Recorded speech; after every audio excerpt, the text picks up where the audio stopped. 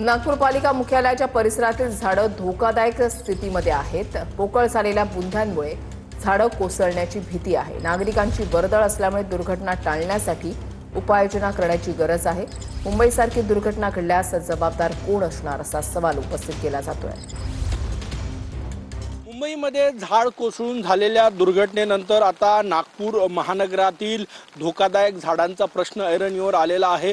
नागपूर शहरातील सोडाच नागपूर महानगरपालिका मुख्यालयातच अशा प्रकारे धोकादायक झाडं जे आहे ते आपल्याला या ठिकाणी पाहायला मिळतं। या झाडांचंही सर्वेक्षण जे आहे ते झालेलं नाही। त्या झाडाचा निम्मा बुंधा जो आहे तो झिजलेला आहे, म्हणजे जवळपास 60% बुंधा झिजलेला आहे आणि हे भलं मोठं झाड कधीही वादळी वाऱ्यात कोसळू शकते अशी परिस्थिती आहे। आणि फक्त हे एक झाड नाही तर नागपूर महानगरपालिका परिसरात काही झाडं जे आहे ते असेच धोकादायक स्थितीमध्ये आहे। आता हे दुसरं झाड या ठिकाणी तुम्ही बघू शकता, हे सुद्धा या ठिकाणी निम्मा बुंधा जो आहे तो झिजलेला आहे, कुजलेला आहे। महानगरपालिकाच नाही तर नागपूर शहरात अनेक धोकादायक झाडं जे आहे ते त्या ठिकाणी आहेत। त्यांचं सर्वेक्षण अजूनही महानगरपालिका प्रशासनाकडनं झालेलं नाही। त्याची आकडेवारी महानगरपालिकेकडे नाही की शहरात किती धोकादायक झाडं आहे। ही धोकादायक झाडं जर कोसळली, मोठी दुर्घटना झाली तर त्याला जबाबदार कोण असणार हा प्रश्नही